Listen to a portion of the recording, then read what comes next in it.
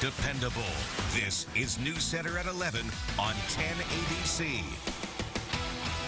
A small plane smashes into a field in Hoosick Falls. The pilot tonight in critical condition. Good evening and thank you for joining us. I'm January Keaton. Neighbors say they watched in horror as the small plane crashed, nosedive first into a field not far from their homes. The aviation authorities this hour now working to find out what caused that crash. The plane landed in a small field off Rogers Avenue in the village of Hoosick Falls. Tonight we're learning more about the pilot and those who rushed to save his life. It's our top story tonight. News Center's Lindsay Nielsen has been following this story all day. She joins us live from the scene of the crash. Lindsay. In January, the wreckage from this crash still remains. As you can see here behind me, most of the damage done to the cockpit area where the victim was, 69-year-old Stanton King of Valley Falls. Now, the Southwestern Medical Center tells me tonight that he's in critical condition and has been since transferred to another facility. All of a sudden, the plane was kind of going sideways, like the plane was trying to restart.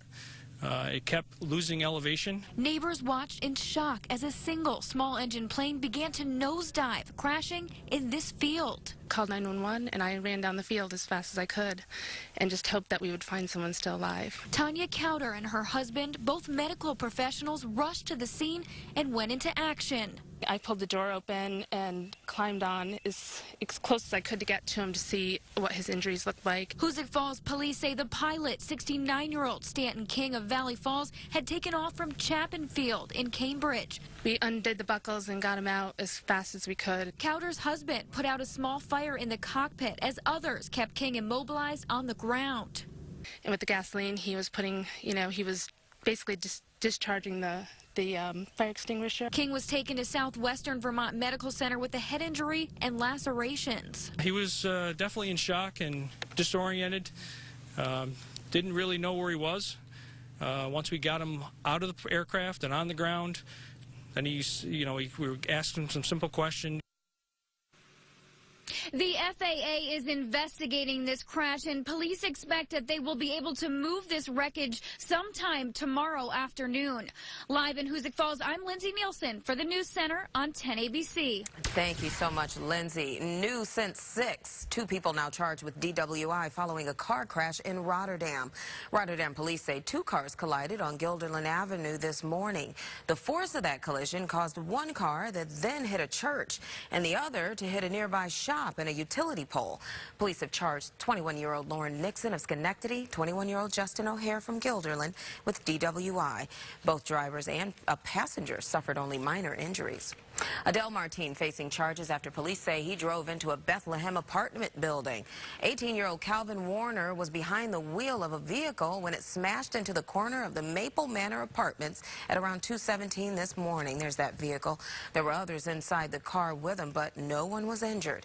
Warner is charged with reckless driving, operating a car after drinking alcohol under the age of 21, and numerous traffic violations.